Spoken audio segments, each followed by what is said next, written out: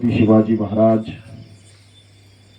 सामाजिक क्रांतीचे अग्रदूत, क्रांतीसूर्य, राष्ट्रपिता महात्मा ज्योतिरावजी फुले, आरक्षणाचे जनक, लोकराजा, राजा राजर्षी शाहूजी महाराज, भारतीय संविधानाचे निर्माते, विश्वरत्न महामानव डॉक्टर बाबासाहेब आंबेडकर, साहित्यरत्न लोकशाहीर अण्णाभाऊ साठे, ज्या ज्या महापुरुषांनी या देशातल्या बहुजन समाजाला गरिबी, गुलामी, लाचारीमधून मुक्त करण्यासाठी आपल्या आयुष्याचं बलिदान दिलं, त्यात समर्पण केलं, त्या तमाम महापुरुषांना विनम्र अभिवादन करतो। आज आपल्या वैजापूर जिल्ह्यामध्ये टुमकी गावामध्ये शेतकऱ्यांचे नेते अजय सोळंके पाटील यांच्या माध्यमातून महाराष्ट्रात ओला दुष्काळ जाहीर करून शेतकऱ्यांना आर्थिक भरघोस मदत मिळावी, शेतकऱ्यांचं सरसकट कर्जमाफी व्हावी आणि इतर जे शेतकऱ्यांचं नुकसान झालेलं आहे, ज्या विहिरींची पडझड असेल, शेतातल्या घरांची पडझड असेल किंवा इतर सगळ्या प्रश्नांवर अनेक प्रश्न घेऊन ते आज गेल्या 3 दिवसापासून या उपोषणाला बसलेले आहेत। मी जोरदार एकदा त्यांच्यासाठी टाळ्या वाजवून त्यांचं स्वागत करा, कारण महाराष्ट्रातल्या शेतकऱ्यांना न्याय मिळावा, शेतकरी बांधव सुखी समाधानानं जगावा यासाठी ते आपल्या जीवाची बाजी सुद्धा द्यायला तयार झालेले आहेत। मी बहुजन रिपब्लिकन सोशलिस्ट पार्टीच्या वतीने प्रदेश महासचिव या नात्याने या उपोषणाला जाहीर पाठिंबा दर्शवतो। आम्ही अजय पाटील यांच्या सोबत मोठ्या ताकदीने आणि शक्तीनं, मेहनतीनं त्यांच्या सोबत उभा आहोत। बांधवांनो, महाराष्ट्राचं सरकार इतकं निर्दयी झालेलं आहे की शेतकऱ्यांच्या नुकसान भरपाईसाठी आंदोलन करावी लागतात, मोर्चे करावे लागतात, शेतकऱ्यांना आत्महत्या करण्यासाठी प्रवृत्त व्हावं लागतं। आम्ही बघतोय अनेक गावांमध्ये अनेक ठिकाणी मोठमोठे आंदोलन चालू आहेत, मोर्चे होत आहेत, मागण्या होत आहेत, तरी सुद्धा सरकार या प्रश्नावर गंभीर आहे की नाही कळायला काही तयार नाही। सरकार अजूनपर्यंत कुठलाही ठोस निर्णय घेत नाही। जसं आमच्या जिल्हाध्यक्षांनी आता सांगितलं की शेतकरी ज्यावेळेस शेतीमध्ये बी पिकवतो त्यावेळेस या जगाचा, इथल्या देशाचा, राज्याचा उदरनिर्वाह चालतो, इथली माणसं जगतात। परंतु छत्रपती शिवाजी महाराजांच्या महाराष्ट्रामध्ये आम्ही जगत असताना छत्रपती शिवाजी महाराजांनी त्यांच्या स्वराज्यामध्ये शेतकऱ्याला जी वागणूक दिली, शेतकऱ्याला जो न्याय दिला, तो न्याय आजच्या शेतकऱ्याला मिळतोय का, हा आमच्या पुढे फार मोठा प्रश्नचिन्ह आहे। देवेंद्र फडणवीसांचे, मुख्यमंत्र्यांचे आम्ही आता पूर्ण शहरात, जिल्ह्यामध्ये पोस्टर बघतोय, ते छत्रपती शिवाजी महाराजांना फुलं वाहत आहे। छत्रपती शिवाजी महाराजांचा मी फार वैचारिक माणूस आहे, मी छत्रपती शिवाजी महाराजांच्या विचारानं सरकार चालवतो असा दाखवण्याचा प्रयत्न इथलं सरकार करत आहे। परंतु खऱ्या अर्थाने शेतकऱ्यांच्या मिरचीच्या देठालाही हात लावू नका, नाहीतर तुमचे हात कलम केल्या जातील आणि या देशातला एकही शेतकरी, या राज्यातला एकही शेतकरी माझ्या राज्यात आत्महत्या करून मेला नाही पाहिजे यासाठी छत्रपती शिवाजी महाराजांनी प्रयत्न केले आणि स्वराज्यामध्ये सुराज्य निर्माण करून शेतकऱ्याला एक वैभव या राज्यामध्ये आम्हाला बघायला मिळालं। परंतु आजच्या महाराष्ट्रामध्ये, आजच्या सरकारच्या काळामध्ये शेतकरी हवालदिल झालेला आहे, शेतकरी उद्ध्वस्त झालेला आहे, शेतकरी कर्जबाजारी झालेला आहे, शेतीला भाव नाही, शेतीच्या मालाला भाव नाही, शेतीच्या कुठल्याच म्हणजे ज्या ज्या साधनांना शेती उगवण्यासाठी, शेती करण्यासाठी शेतकऱ्यांनी कर्ज घेऊन आता आपली शेती उभा केली, पिकं उगवली, परंतु निसर्गाचा जो घाला झाला आणि या सगळ्या महाराष्ट्रातल्या शेतकऱ्यांना उद्ध्वस्त करून गेला। आमची या उपोषणाच्या माध्यमातून अजय सोळंके पाटलांची तीच मागणी आहे की तात्काळ या सगळ्या शेतकऱ्यांना न्याय द्या, त्यांना त्यांचे सातबारे कोरे करा, ओला दुष्काळ जाहीर करा। परंतु बांधवांनो, इथलं सरकार हे मान्य करील का नाही माहित नाही, परंतु आपल्या आंदोलनाच्या माध्यमातून हा आवाज जर बुलंद झाला, आपला आवाज जर सरकारच्या कानावर गेला, तर सरकारला नक्कीच याच्यावर निर्णय घ्यावा लागेल आणि या ठिकाणी शेतकऱ्याला न्याय द्यावा लागेल। बांधवांनो, आपण निवडणुकीच्या काळांमध्ये आम्ही नेहमी समाजामध्ये जागृती करत असतो की शेतकऱ्याला, शेतमजुराला, दलितांना, आदिवासींना, इथल्या भूमिहीनांना नेहमी संघर्ष का करावा लागतो, सरकार दरबारी हातपाय का पसरावे लागतात।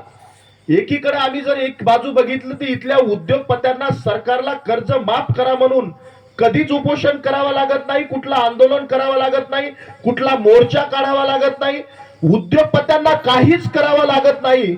असं असून देखील इथलं सरकार इथल्या टाटा बिर्ला अदानी अंबानीचे लाखो करोडो रुपयाचे कर्ज एक कुठलीच मागणी नसताना माग करतं.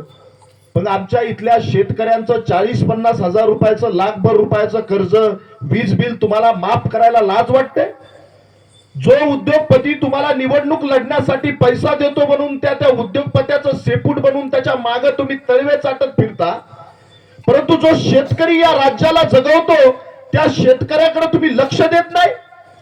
इथल्या सरकारला याची शरम वाटली पाहिजे, लाज वाटली पाहिजे. सरकारमध्ये थोडीशी देखील मानवता शिल्लक असेल, त्याच्यात शेतकऱ्याविषयी थोडीशी जरी जाण असेल, तर शेतकऱ्यांच्या न्याय हक्कासाठी इथल्या राज्य सरकारने तात्काळ निर्णय घ्यावेत. देवेंद्र फडणवीसांनी मीडिया समोर येऊन केवळ गप्पा मारू नये, ठोस निर्णय आम्हाला गरजेचा आहे. आंदोलन करण्याची, उपोषण करण्याची वेळ येते. हे जिवंत उदाहरण आम्ही या स्मशान भूमीमध्ये उपोषण करून या सरकारला सांगतो की आम्हाला जीव देण्याची वेळ आलेली आहे, आम्ही मरणाच्या दारावर उभा आहे. सरकारला हे कळतंय की नाही? बांधवांनो, हे सरकारला कळतंय, पण सरकार याला गंभीर घ्यायला यासाठी तयार नाही. अजय पाटीलजी, आमच्या महाराष्ट्रामध्ये निवडणुकांचा बाजार आम्ही आता लोकसभा आणि विधानसभामध्ये बघितला. आमच्यातलीच काही माणसं मेंढरासारखी, डुकरासारखी, कुत्र्यासारखी, कोंबड्यासारखी विकल्या गेली. काही कोंबड्याच्या भावानं, कोणी दारूच्या भावानं, कोणी बाटलीच्या भावानं. मी एका कार्यक्रमामध्ये गेलो आणि मला एक माणूस म्हणाला, भाऊ या म्हातारीचं स्वागत करा. मी म्हणलं का बरं? म्हणे ही म्हातारी लय शूरवीर आहे, हिचं स्वागत करा म्हणे. मी म्हणलं बोलवा. आलो, मी म्हातारीच्या गळ्यात हार घातला. तिला म्हणलं, म्हातारे तो असं नेमकं केलंच काय तो स्वागत करायला? तर ते आयोजक मला म्हणला, ही म्हातारी लय शूरवीर आहे, हिनं जालना रोडवर मुख्यमंत्र्याची गाडी अडवली, त्याला म्हणली कडू भाड्या रगत चाट्या उतर खाली, लय दिवस झालं दिसलाच नाही. मी म्हणलं वा वा वा, म्हातारी तर लय शूरवीर आहे. मी म्हातारीच्या कानात हळूच विचारलं की म्हणलं, म्हातारे बटन कोणाचं दाबलं? मधी त्या कडूच दाबलं. आम्हाला इथलं सरकार उद्ध्वस्त करतंय.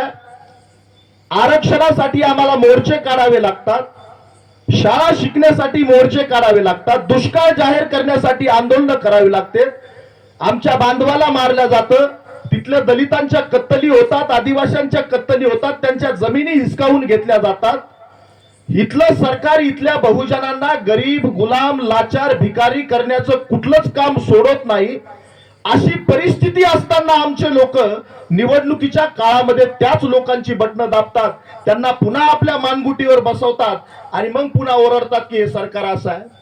याला जबाबदार आपण देखील आहोत, परंतु आपल्याला भानावर येणं गरजेचं आहे. आम्ही या आंदोलनाच्या माध्यमातून सरकारला एवढाच इशारा देतोय की या राज्यातल्या शेतकऱ्यांनी जर ठरवलं, देवेंद्र फडणवीस साहेब एका दिवसामध्ये तुमचं सरकार उखडून फेकू शकतात. शेतकऱ्यामध्ये एवढी ताकद आहे. आणि म्हणून अजय पाटील साहेब, आम्ही तुमच्या पाठीशी खंबीरपणे उभा आहोत. जोपर्यंत या राज्यातल्या शेतकऱ्यांना न्याय मिळणार नाही, जोपर्यंत तुमच्या सगळ्या मान्य होणार नाहीत, तोपर्यंत हा लढा आपण मोठ्या ताकदीनं, शक्तीनं, दलित, आदिवासी, मुस्लिम सगळ्या जाती धर्मातल्या लोकांना घेऊन आपण हे बहुजनांचं आंदोलन, इथल्या आमच्या शेतकरी शेतमजुरांच्या हिताचं आंदोलन, आमच्या पक्षाची सुरुवातीपासून भूमिका राहिलेली आहे की शेतकऱ्यांना त्यांच्या विशिष्ट वयानंतर शेतकऱ्यांना पेन्शन लागू झाली पाहिजे, इथल्या शेतमजुरांना पेन्शन लागू झाली पाहिजे. सामाजिक सिक्युरिटी म्हणून इथल्या शेतकऱ्यांना कुठलीच व्यवस्था नाही. जे एसीच्या गाडीमध्ये आमदार खासदार फिरतात त्यांना पेन्शन आहे, परंतु जो राब उन्हात, चिखलात, पावसात राबतो त्याला या जगामध्ये कुठलीच सिक्युरिटी नाही आपल्या राज्यामध्ये. आणि म्हणून आमची अशी मागणी आहे सरकारला की शेतकरी आणि शेतमजुराला पेन्शन लागू झाली पाहिजे. इथल्या शेतकऱ्याला आज घरात अनेक शेतकऱ्यांच्या आम्ही व्यथा सोशल मीडियाच्या माध्यमातून टीव्हीत बघतो, घरात खायला नाही.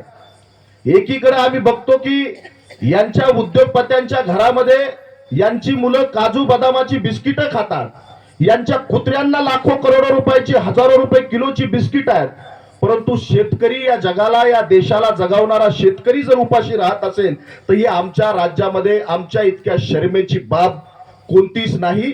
देवेंद्र फडणवीसांनी थोडीशी मानवता शिल्लक ठेवून तात्काळ या ठिकाणी निर्णय घ्यावा, अन्यथा या आंदोलनाचा उद्रेक झाल्याशिवाय राहणार नाही. आणि ज्या वेळेस शेतकऱ्यांच्या भावनांचा उद्रेक होईल त्यावेळेस इथलं सरकार त्याला जबाबदार असेल. कारण नेहमी कुठल्याही गोष्टीसाठी जर आम्हाला भांडावं लागत असेल, कुठल्याही गोष्टीसाठी जर आम्हाला फक्त संघर्षच करावा लागत असेल तर इथलं सरकार नेमकं बनवलंय कशासाठी? परंतु सरकार हे लोकांच्या हितासाठी, लोकांना हित निर्माण व्हावं, लोकांच्या हिताचे कायदे निर्माण व्हावेत, निर्णय व्हावेत. एकीकडे लाखो करोड रुपये इतर योजनांच्या नावानं खर्च केले जातात, परंतु इथं पैसे दिल्या जात नाहीत. आम्ही या आंदोलनाच्या माध्यमातून सरकारला एवढीच मागणी की तात्काळ अजय सोळुंके पाटील यांच्या उपोषणाला सरकारने गंभीर घ्यावं, इथं भेट द्यावी, त्यांच्या मागण्या मान्य कराव्यात. उद्या जर काही बरं वाईट या आंदोलनाच्या माध्यमातून झालं तर याला सर्वस्वी जबाबदार सरकार राहील. पुढील होणाऱ्या परिणामास देखील सरकार राहील. इथल्या लोकप्रतिनिधींनी, इथल्या आमदार आणि खासदारांनी या उपोषणाला अतिशय गंभीर घेऊन या सगळ्या प्रक्रिया तात्काळ थांबवाव्यात. हे उपोषण त्या ठिकाणी तात्काळ स्थगित करण्यात यावं. या उपोषणाला आम्ही शेवटच्या श्वासापर्यंत शेतकऱ्यांच्या आणि शेतमजुरांच्या हितासाठी बहुजन रिपब्लिकन सोशलिस्ट पार्टी, आमच्या पक्षाचे संस्थापक राष्ट्रीय अध्यक्ष ॲडव्होकेट डॉक्टर सुरेशजी माने साहेब हे आपल्या सोबत नेहमी मैदानात आहेत. आम्ही तुमच्या सोबत आहोत या आशा आणि विश्वासासह मी माझ्या वाणीला विराम देतो. इथेच थांबतो. धन्यवाद. जय शिवराय, जय भीम.